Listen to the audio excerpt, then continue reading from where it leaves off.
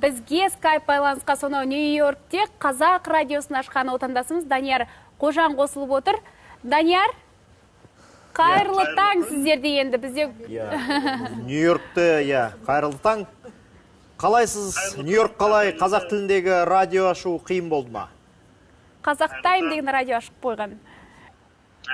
Біздің қазақ эфиріміз Қазақ тайм аптасына 2 рет шығып тұрады, 2 сағаттан. Аптасына 2 рет 2 сағаттан. Тамаша. Қазақ бағдарламамыз, Контент қандай дейміз? Контент тек әндер болса Қазақстан әндері, қазақстандық әндер. Ол біздің қазақстандық әндер бәрі қазақ тілінде де шығады.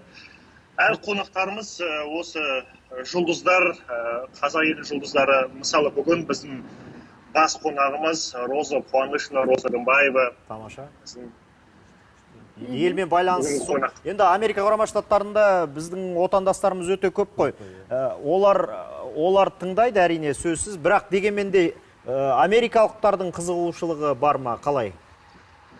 Енді қалай болып тұр ғой, біздің радиомыз, біздің бағдарламамыз музыкасына қазақтың қызығатындар бар ма? Димаш дегендей мысал үшін. Сол, біздің радиомыз Freedom FM деген радиода шығып тұрады, 2 сағат сайын аптасына. И орыс тілді радио болғаннан біздің қазақ тіліміз, біздің қазақ әндеріміз ол қызық болып тұр. Ол осы жердегі американецтер мысалы қазақтар әндер тыңдаған кезде бұл кім қай тілде айтады деп қызығады.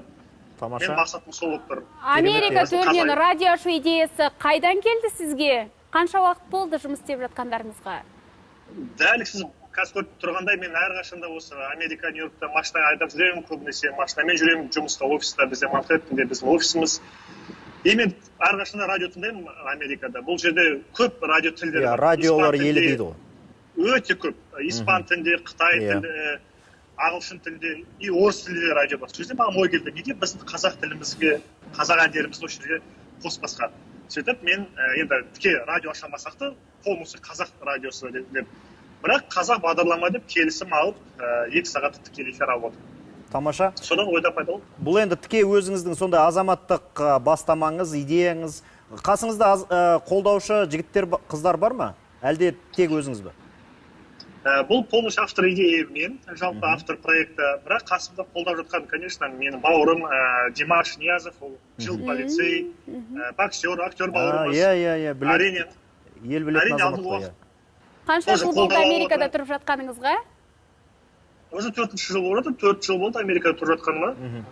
И 4 жыл болды, Тамаша. Енді соңғы сұрақ, сіз жолда келе жатыр екенсіз, жолда абай болу керек, кішкене көңіліңізді көп алаңдата бермейік. Бір сауал, осы радионың жұмысын ары қарай қалай жетілдірмек ойларыңызда бар? 2 сағат дедіңіз, оны 3 сағат, 4 сағат ары қарай күнделікті шығатын радио етуге ниет бар ма?